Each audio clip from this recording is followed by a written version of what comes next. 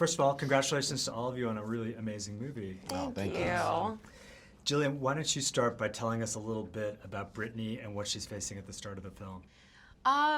Brittany is going through what a lot of us are going through. She's sort of partying too much and sort of stuck in her life, and then she decides to set this huge goal of just at least running around the block. And then she sets an even bigger goal of running the New York City Marathon.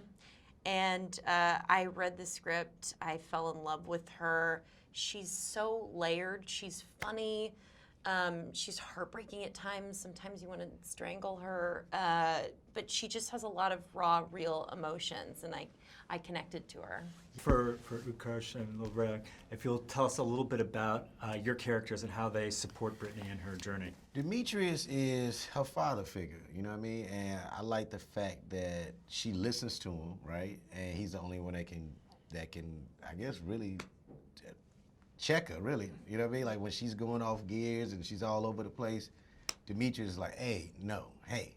But at the same time, he's the support system too, and he's somebody she can talk to, you know. And I love the relationship between them, especially with him being a brother-in-law. I've never really seen that in a movie before. I don't think so neither, yeah.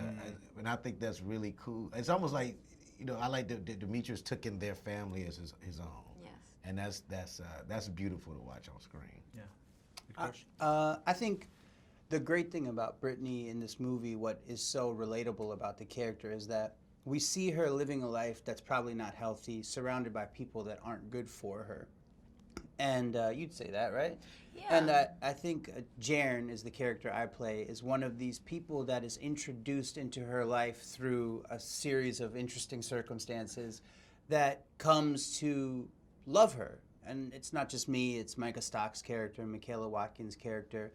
We love her, and now it's up to sort of her to accept that she's worthy of love. Yeah. So I'm sort of one of these characters that challenge her to accept help. And with Rel's, you know, guidance, finally, well, I don't know. I don't want to tell you what happens. She may or may not do that. But it's really fun to play with Jillian. All of my scenes were with her, and it was just a super, super pleasure. We had the best time together. Yeah, it was I really cool. enjoyed. We talked a lot about how, you know, in a lot of comedies you are acting, but this was really juicy material that neither of us had the chance to play before. We're getting So married. I read. Oh, and we're getting married. You heard it here first. So I read that you said that you wouldn't let anyone else play this character. Well, I mean, I know. Tell It me sounds about terrible. Nobody else could. Yeah. I mean, I can't think of Well, anyone. why I did can you? think Why of a did it? Why did it handful. resonate so much with you that you felt that strongly about it? I just felt so connected to her and so passionate about telling the story in the way that I saw it on the page. And when I met Paul, you know, I was happy that the person who wrote it was also directing it, because sometimes it can get a little lost in translation, just depending on who's taking it on.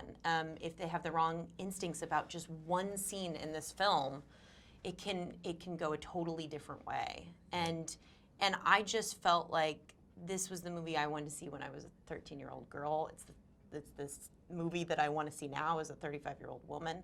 I think it's a cool telling of a transformation type story, but it's done in a different way. Usually we see these kind of stories and it's a woman loses weight and her life is perfect. And I'm sort of bored of that story. And it's not healthy and it's not teaching us anything. Mm-hmm.